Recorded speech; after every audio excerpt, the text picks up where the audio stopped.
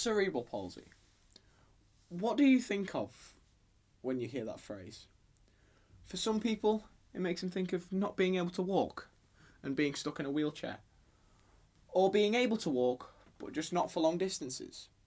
Or in some extreme cases, not being able to do normal things like eat, swallow, or sit up straight.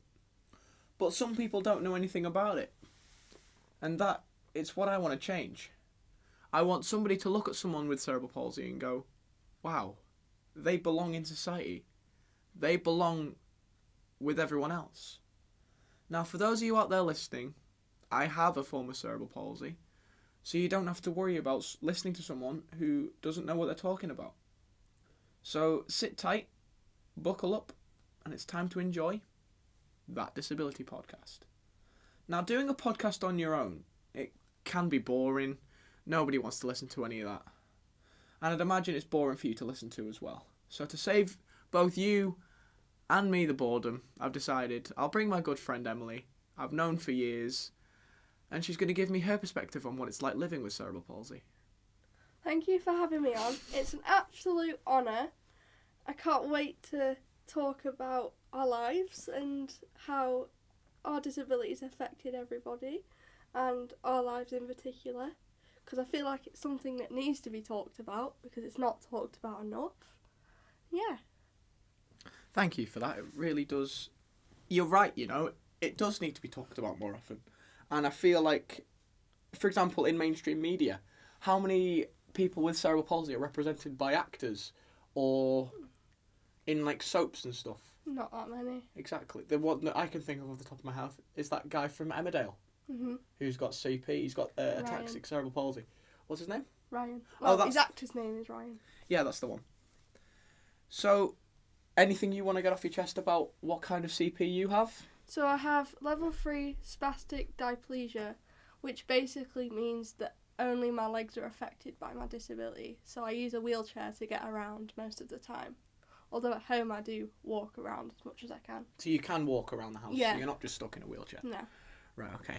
And how would you say that the cerebral palsy has affected your life in general? Well, unlike the average child, I didn't take my first steps at 1-2 years old.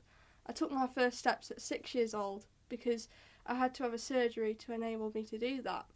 So I was very behind in the physical milestones, achievements, and I felt like I wasn't able to fit in with my class, with the people around me, because I wasn't able to do the average activities that every kid would dream of, like football or netball or rock climbing. So I just felt like I wasn't meant to fit in. I was always standing out. Yeah, and you say if you didn't have CP, you would have done all that kind of stuff? Yeah, definitely. Okay, and how do your family feel about it? I think my family, obviously, they notice it because it's quite noticeable, but they don't bring it up. They only bring it up if it has to be brought up. Like, if I was on a day out, they'd only bring it up if, like, they were like, oh, we need special tickets for this, that and the other. So, for example, if you were going to, like, Yeah. Blackpool Pleasure Beach or something, you'd get... Oh, okay, I see what you mean. But they wouldn't just be like, oh, my daughter has this disability, this is why she needs this. Like, they wouldn't go out their way to be like, oh, they need to explain it. So your family don't let the fact that they have a disabled child define them, is that what you're saying? Okay. You mentioned surgery. I want to touch a little bit on that. So where did you have the surgery done? So I had the surgery done at the top of my legs to release the tendons so that my legs wouldn't be as tight when I walked. So I used to walk cross-legged, but now that I've had this surgery, it's released them, so I'd be able to walk more like an average person. Okay, whereabouts in the country did you have that done? I had that done here in Lancaster Royal Infirmary, when I was about 6 years old. Okay. Do you remember the surgeons that did it? Can we give them a bit of a shout out? Mr. Marshall and his amazing team of orthopaedic surgeons, and Mr. Bass, Dr. Bass, got to love him. We've got to love Alfie, haven't we? Mhm. Yeah. Because I remember he did my surgery as well back in 2016. So I have cerebral palsy as well. So what they did down at Alderhay Hospital in Liverpool, They broke my knees in 2 places. They moved my kneecaps up, and they realigned my hips. It was, not to sound like I'm trying to milk it or anything, but it was like 8.5 hours of intense, hardcore physio. Not physio, sorry, it was surgery. 8.5 hours under anaesthetic. And yeah, it was just 4 weeks of, after I came out, 4 weeks of intense physio every single day for 4 weeks. Then I was back home for 2 weeks, non-weight bearing, so I wasn't allowed to move or anything. I was quite literally a couch potato. And then I was back in Alder Hey for 2 more weeks for more hardcore physio. But that's when Alder Hey had a bit of a spat with my home physio. I'm not going to name any names, but Dr. Bass basically said, look, if you don't agree to this surgery and do all the physio when he leaves Liverpool, you'll have failed as a physio, basically. You're not doing your job. You're not doing what you've been trained to do. Which isn't what, like, they stand for. It's the NHS. Like, they don't fail. Exactly. You should always put your patients first. Mm-hmm. And like I say, I'm not going to name any names or who that physiotherapist was. But yeah. Is there anything else you want to touch on? Well, I just feel like people are often scared, like, when I go out in public, because they see the wheelchair and they're like, oh, we shouldn't talk to that person. They might have trauma behind why they're in the wheelchair. Yeah. For me, I really don't, because I was born with it. It's all I remember. It's all I know. It's me. So, like, I feel like when I go out in public, people are often obviously scared, which then makes me feel embarrassed of my disability, which I know I shouldn't, because it's me. That's part of me. It'll always be part of me. And I'm stuck with it whether I like it or not. Yeah. So I just feel like people in the public should be more accepting and more knowing when it comes to wheelchairs and disability, because there's always more than one reason why someone might be in a wheelchair. It's not just the obvious, oh, you're paralysed, you're in a wheelchair. Yeah. So you welcome questions and people coming up to you and asking, yeah? What is I want to touch on, like, both experiences. What is the best, as far as you can remember, what is the best experience you've had with a stranger about your wheelchair? I think just more being like, oh, like, I would go out and people would ask, did I need help, or, you know, is there anything that I could get for you? And, like, we'd just go from there, like, to be like, oh, so how long have you had this condition? And I'd, like, explain. And it's just educating them, really. That's all they need, though. You don't need to be like, oh, I don't want to talk about it, blah, blah, blah, blah. They don't need to It isn't your place. They don't need to know the ins and outs, but Mm-hmm. you can tell them, like, oh, look, I was born with cerebral palsy. Mm-hmm. I can't get rid of it. There's no cure. Although I did have surgery to try and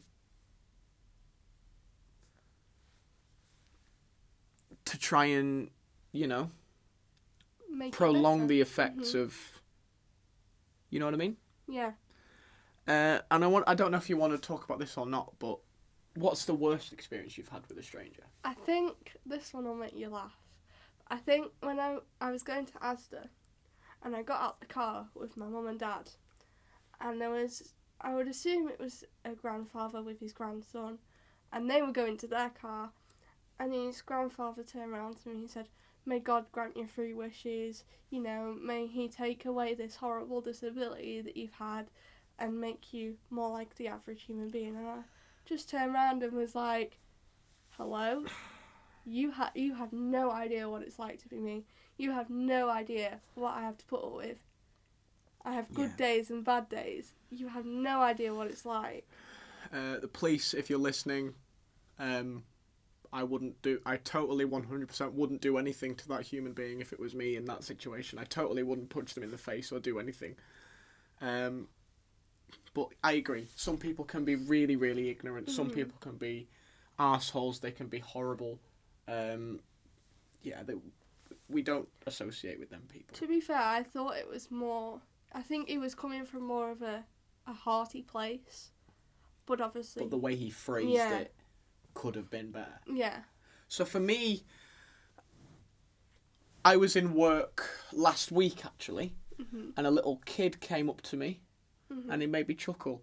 Because my way of thinking is, if I know you, and you know what I've been through, and you know how hard it's been in my life, Mhm. you can have a bit of a laugh and a joke about Yeah. the disabled thing. Oh yeah. You know what I mean?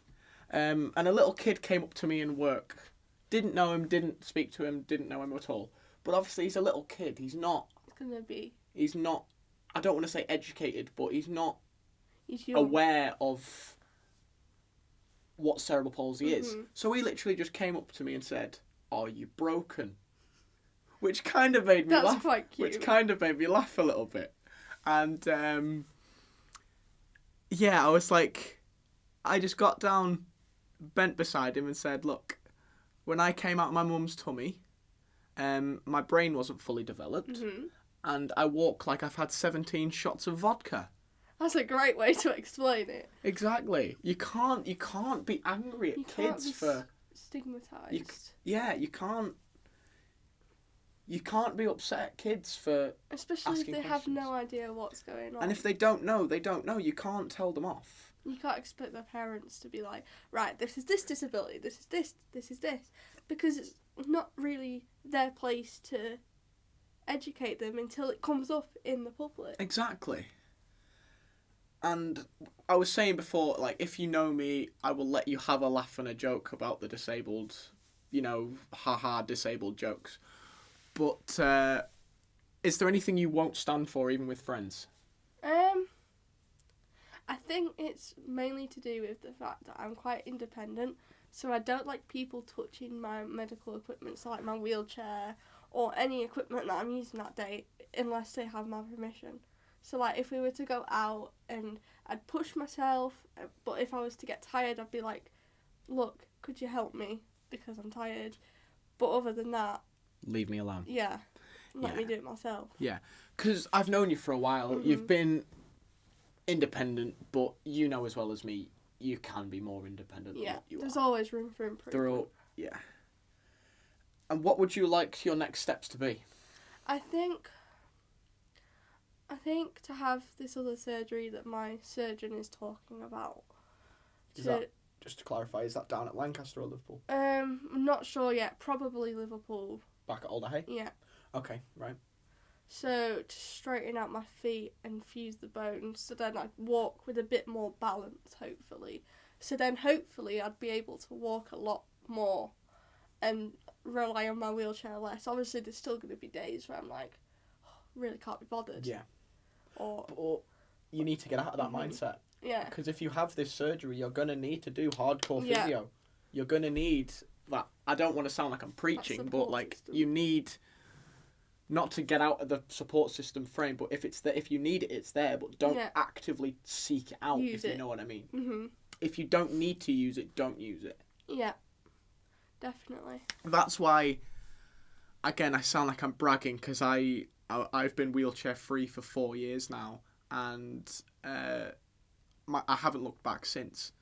The last time I was in a wheelchair, I'd fallen over in high school, I remember that. and I'd twisted my knee or something. I can't remember what I'd done, but I'd fallen over in high school, and I had to go in a wheelchair because I was limping around like a drunk man on a horse. Yeah. And it's quite weird seeing you in a wheelchair, actually. 'Cause It doesn't look right anymore, does it? No, because I've kind of grown up, obviously seeing you trying to walk around, and then all of a sudden you're now walking around all the time, and that's what I've just Jealous? grown up. A little bit, yeah. Yeah. That's just what I've grown up knowing, and then Yeah. all of a sudden you're back in this wheelchair that I've not seen you in for It's like, a good 4 years. I'm like, wow. the last time I was in a wheelchair was 2017. So it'd have been year 8. Mhm. And I literally said to my dad, screw this, I'm staying out of a wheelchair. I'm not going backwards anymore. Yeah. I don't want to be that person who is just Yeah. living in his wheelchair. I think that's how you've got to look at it, though. You've got to have that mindset. So, like, right now, obviously, I can't do as much walking as you, because you're more balanced than me at the moment. But at home, I refuse to use my wheelchair. Good. I refuse to use it. That's the way it should be. Like, I walk out to the car. The only time I would ever use my wheelchair is out in public or at college or, like, appointments. That's the only time that I would use my wheelchair. Okay. Yeah, and I'm proud of how far you've come. Mm-hmm. You've come a long way. I've known Definitely. you since what? When did we start wheelchair basketball? I was about 9. So, and you're what, 16 now? Yeah. So just shy of 9 years. Mhm. So a Good long God, time. I feel so old. Long time. Long time. Little tiny Emily in a wheelchair. Yeah. Yeah. When I remember the first session, I refused to move the chair and, like, cooperate with the coaches. And now I'm just, like, going and progressing in a way that I didn't think was possible. But you've made it possible. Mm-hmm. I don't want to make this sound like I'm being an asshole, but you've pushed yourself, Mm-hmm. but not as far as you can. Yeah. And I've seen you. I know what you're capable of. And I believe that if you do have this surgery, Yeah. you can be completely independent from a wheelchair. Mm-hmm. And I'm sure that's what you want. I feel like part of it, though, is to do with the care, not the care system around me, but my physio. Not going to name any names. Probably the same physio as yours. Is it the same physio? Yeah. Right, okay. And Okay. she wants to find ways that I can live my life in the future, but not right now, which is obviously what I need. Like, I don't... You need to focus on now before and the not future. in the future. So, you know, definitely more support needed there, but it is what it is. Yeah. If you could change anything that you've done in the past, what would it be? I think just being more open about it, because obviously as a young kid I was a bit like, oh, let's not say anything, like, I don't want to say anything, I don't want to seem like the person that stands out in the crowd even more than I already am. But now I'm just like, oh yeah, this is me, this is where I come from, this is what I've been through. Yeah. And you, like I say, you've come a long way. Mm-hmm. You've come so far since, what, 9 years? Around about that, Around yeah. about 9 years. I remember little Em in her little tiny wheelchair. Oh, that tiny little thing. That tiny little thing. Oh, didn't like that one. No, it was horrible, wasn't it? I remember, just to give you all an idea of how far... I don't want to make this all about me, but to give you an idea of how far I've come, like, in primary school, I was... Do you remember them little K-walkers? Oh, You used to have the little Yeah. frames? Mm-hmm. I don't know if you had... Did you have one? I had 2. I had 3. I had a white one, Whoa, white. the tiny little white ones, Yeah. because I was a little tiny little bean. I've seen them. I used to love it because I used to push my arms up and sit on the back Yeah. of it and just ride down a hill. You know that massive hill on Rylands Park? Yeah. I used to bomb it down there. It was fun. Oh, it was great. And then the annoying thing was, though, my parents were always like, don't sit on the back of your... My parents were like Don't that. sit on the back of it because you'll hurt yourself. And the annoying thing was, my primary school was directly opposite my kitchen window. So you didn't have far to go. No, but they were like, Dylan, did you sit on the back of your K-walker today? No. Oh, really? Was somebody else riding it? No. So you were sitting on the back of it then? Yeah. Yeah. Yeah, it kind of bummed me out a little bit that I couldn't, like, you know, have my freedom and do that kind of stuff. I remember when I was using a K-walker, because I used a K-walker probably from about 4 to about 10. So a good chunk of my childhood. Mm. My mum and dad would always be like, no, you don't do that, you don't run, you don't sit on the back of your K-walker, you know, just remember to use your brakes, don't go backwards, don't fall over. Your brakes? You didn't have any brakes on them K-walkers. I mean, could just you go as fast. did. You had them little pedals on the wheels Yeah, that stopped but you from turning. they never worked. worked. I'm going to ask you the $1 million question now to finish off. If there was a cure for cerebral palsy. Mhm. Would you take it? Why and why not? I don't think, in some regards, I don't think I would, but in some, I think yes, because obviously, like all you ever want to be as a kid is just like everybody else, do all the normal teenage childhood things that you would do, like football, go to concerts, drive a car, that kind of thing. But I've grown up with my disability. I've learned how to adapt. I've learned how to, accept it in a way that works for me.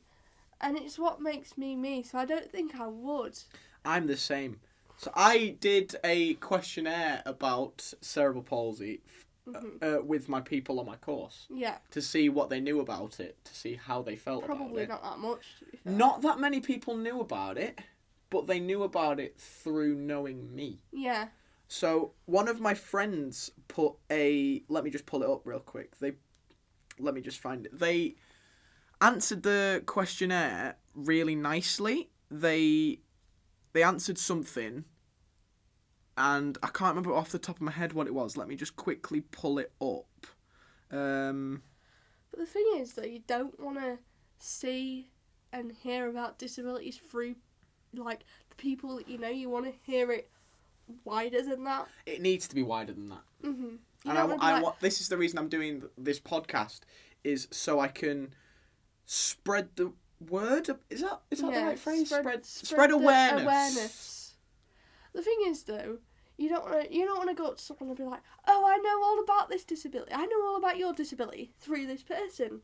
Like, that's not what you want to hear. Yeah. You don't want to hear, "Oh, it's taken a person to explain their life and their disability for you to be educated about this." Exactly. And that's not what it should be. But the world's just wrong in so many places. It is. You're right there. Sorry, I'm just trying to pull up this... It's alright. Quite interested to see what this questionnaire says. But yeah, disability can be a bit... has its good days and its bad days. Yeah. What's the worst day you've had with cerebral palsy? I think it was during lockdown, so what, 2020, 2021, something like that. And I had COVID, so I wasn't allowed to go out and, like, even just socialising. Did you get told to shield? Yeah, so I got told to shield probably a month before the lockdown. Yeah. So I had COVID just before the summer holidays. So, I even just going out and, like, speaking to my family, like, I wasn't allowed to do that because my mum's quite high risk, so I didn't want to obviously pass it on. And I just got to the point where I was like, I can't do this. I'm locked in my room all day, every day. I can't do this. Like, I need to get out. I was going a bit crazy, and it got to the point where I was just like, what the hell am I doing? I need to get out. So my mum was like, when I was testing negative, my mum, like, pulled me out of the house and was like, right, we're going on a day out. We're going to make the most of this. Yeah, we're actually going out, because and we're going to enjoy it. We had certain things where we were like, oh, like, obviously you could go out for a walk, you could go and do the shopping, but then we were also told that if you needed to go on a day out for mental health reasons or just to simply get out the house, we were allowed to do that, because obviously you would have thought people would be more understanding about it. So I found this questionnaire answer that one of my course mates put on, and Sam, I don't know if you're listening, but this really made me cry. The question was, does having cerebral palsy affect your life in any way? And he put, sorry if I'm going to start tearing up again when I say this, Dylan has cerebral palsy, and without it, I don't think he'd be the same. He's funny and brings joy to my life and laughter and makes my day better without making much of a fuss. I mean, that's it. Disability kind of... if you didn't have it, it'd take away your personality and what makes you you. That's my point. That's why I asked that question, because I didn't know if you felt the same way. Yeah. I mean, obviously some days I'm like, oh, could do with getting rid of this. I have had days like that. I've had days where I want to tear myself apart. Oh, yeah. But the opportunities that I've had... Oh, yeah. I don't want to say the only reason I've had these opportunities is because of cerebral palsy, but because it's not. come on, let's face it, it's kind of helped a little bit. Yeah. So, for example, like my uncle, he has an executive box at Anfield, the Liverpool football stadium, and he's invited me to go on a few occasions because he's had a spare seat. And he's got this charity called Box for Kids, in which he takes seriously ill children from all over the country, from various different hospitals. So, like Alder Hay, Lancaster Infirmary, Great Ormond Street's another one. All these children's hospitals around the country, and giving them VIP experiences, treating them like kings for the day. It's a bit like Make-A-Wish kind of similar thing. to, I don't know if we've got any Americans listening, but, you know, it's similar to Make-A-Wish. But I had the opportunity to host one of the boxes with my Auntie Heather. She messaged me and said, "Hi, Barry is unable to come to Anfield for this game. How do you feel about hosting one?" And for me, that was something I'd always wanted to do. I'd always wanted to give back to the organisation that has helped me so much. Mm-hmm. You know, given me countless opportunities to go to Anfield, because otherwise I wouldn't be able to go, not just because of the disability, but because of money, travel costs, train tickets, all that. It is ridiculous. So I hosted this box with my auntie, and trust me, there was 6 to 8 other people in this box, and seeing all the worries about having disabilities and having various ailments, seeing it all just melt away for 90 minutes is the most rewarding thing in the world. I mean, that's what you want, because you can imagine being a young kid and being like, oh, why am I stuck like this? Why can't I be like everybody else? I know these are like all the questions that I had when I was a kid. Like, I was like... Oh, everyone with cerebral palsy has probably had them questions at some point. Well, not just cerebral palsy. Like, it could be, I don't know, spina bifida. Even cancer. Paralysis, cancer. It'd be like, why can't I just be with my friends and my family and do all the fun things that they're doing? Exactly. It's baffling to me, the fact that cerebral palsy isn't, like we said at the start of this podcast, cerebral palsy isn't represented well in like media and sports. And I think people just need to understand that it's not a life-limiting thing. It's not.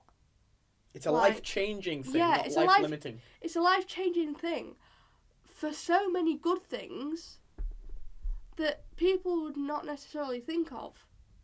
Yeah. I think of it as it's changed my life, not limited my life. That's the way I see it. And the way I see it is, I've got cerebral palsy, there's nothing I can do about it. Get on with it, basically.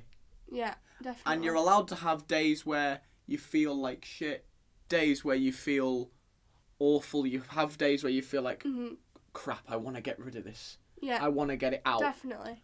And without the support system of my dad, my stepmom, family, friends, even pets. Yeah, pets help, don't they? Yeah, pets really definitely. help. 100%. Oh my god, yes. When I came home from my surgery, my dog Chinook, we've got 3 dogs now, but we didn't have Arlo, a little spaniel, when I had my surgery. So we had Chinook and Anya. Chinook's the little cockapoodle, and he immediately could tell something's wrong with Dylan. That you needed love. And he literally walked through the door, jumped into my arms. Yeah. He's like... I mean, come on, that's what you need in a pet. Yeah. Just out of interest, just to see if I can win this one. How many scars have you got from your surgery? 2. Boom! I've got 8. Nice one, I win. I knew you were going to win it anyway. Because I've got... Have you got any metal? Have you got any metal in your legs? No. I win that one as well. See, I'm just... So you can't even go through a metal detector? No, I get accused of terrorism. See, I get the easy job. I just have to go. I've been strip searched. I have been cavity searched. I've been everything. I was like, do I need to show you the scars on my legs? I have had surgery. I am disabled. let me through. I'm going on holiday to Ibiza to get absolutely smashed. Leave me alone. I mean, I get drug searched a lot because obviously I'm sat in a wheelchair. So Yeah, do they have to search your wheelchair whenever you go on holiday? So it gets very, very uncomfortable because I'm sat there, like, with my arms out, my legs out, like, come on, finish up what you're doing, get off me. But it's just standard procedure. They're just doing their job at the end of the day, aren't Yeah. they? Yeah. And can we just finish off by saying thank you to the NHS? Oh, yeah, because definitely. without them, Thank you. we'd be nowhere. We'd be stuck in wheelchairs in houses somewhere. And to just finish off, I want to say a massive, massive thank you to Alfie Bass and Richard Wright, the fantastic team at Alderhay Children's Hospital in Liverpool. Because without them, I probably wouldn't be here now. And have you got any last thoughts before we finish off? Just that the world of disability needs changing and it needs to be spread a lot more than it already is. Yeah. Thank you to everyone who supported the both of us along this massive, massive, massive journey that we've been on. And there's more to come. She's not bad for a little disabled midget, is she? Oh, thank you. Yeah, you're welcome. Much appreciated. Yeah, thank you all for listening, and I shall catch you in the next one. Peace.